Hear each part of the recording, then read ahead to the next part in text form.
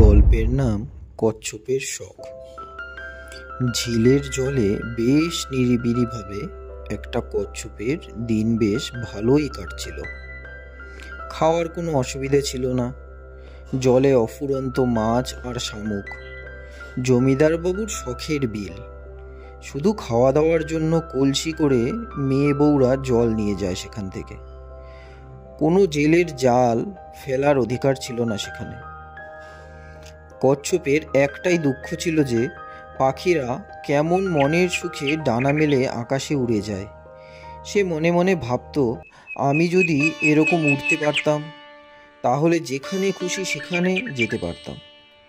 এই বদ্ধ জলাশয়ের জীবন থেকে একটু মুক্তি পেতাম। এই ভেবে একদিন সে তার এক বন্ধু ঈগল পাখিকে বলল, বন্ধু, তুমি যদি একটিবার তোমার সাথে আমাকে উড়িয়ে নিয়ে যাও আমি খুব খুশি হব। পাখিদের মতো আকাশে উড়ে বেড়াতে আমার খুব শখ করে গো।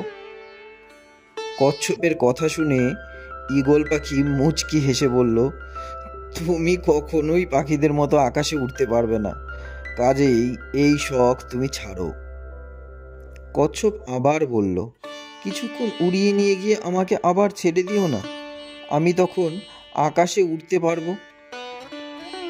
ঈগল কচ্ছপকে আবার বলল, আমি যদি তোমাকে আকাশে উড়িয়ে নিয়ে গিয়ে ছেড়ে দিই তাহলে তৎক্ষণাৎই তুমি নিচে পড়ে গিয়ে মারা যাবে।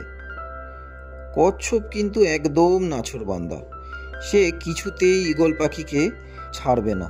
অনেক কাকুতি মিনতি করে বলল, তুমি একবার আমাকে আকাশে উড়িয়ে নিয়ে গিয়ে দেখোই না আমি পাখিদের মতো উঠতে পারি কিনা।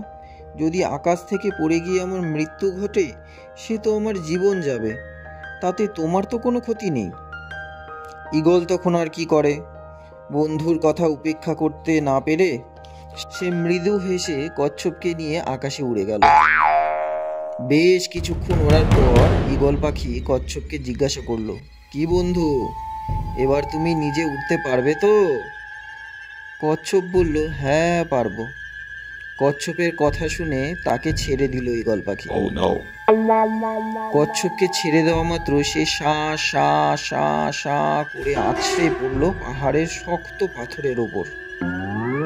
অত উঁচু থেকে পড়া মাত্রই কচ্ছপটি চূর্ণ বিচূর্ণ হয়ে গেল।